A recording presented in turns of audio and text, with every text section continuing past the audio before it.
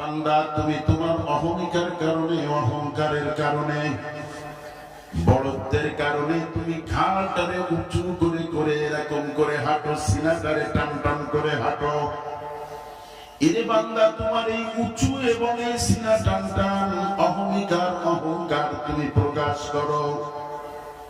বান্দা, তুমি এই অহমিকা নামক, অহংকার নামক রোগ থেকে যদি মুক্তি পেতে চাও, দৈনিক 5 বেলা আমি আল্লাহর ঘরে যাবা, যাইয়া তোমার এই উঁচু গর্দানটা, মাথাটা কি আস্তে আস্তে নিচু করে ফেলবা।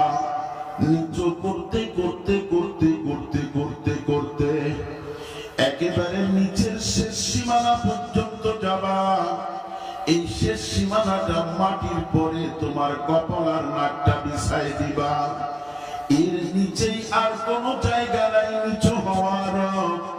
বান্দা, তুমি যখন নিচু হইয়া কপাল আর নাকটাকে জমিনের পরে বিছাবা, আমি আল্লাহর কুদরতি পায়ের পরে বিছাই দিয়া তুমি যখন ডাক দিবা সুবহানা রাব্বিয়াল আ'লা,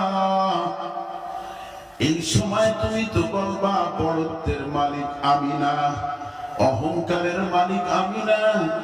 ও মাবুদ, বড়ের মালিক তুমি, অহংকারের মালিক তুমি।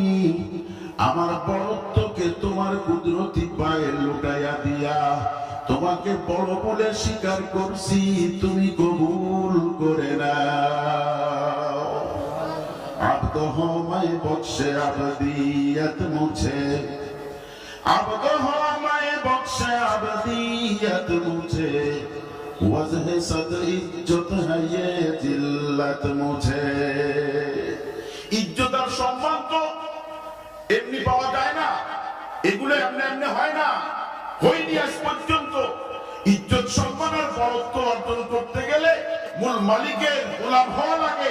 এই গোলামির দ্বারা আল্লাহ পুরা পৃথিবীতে তোমাকে বড় বানায় দেবে।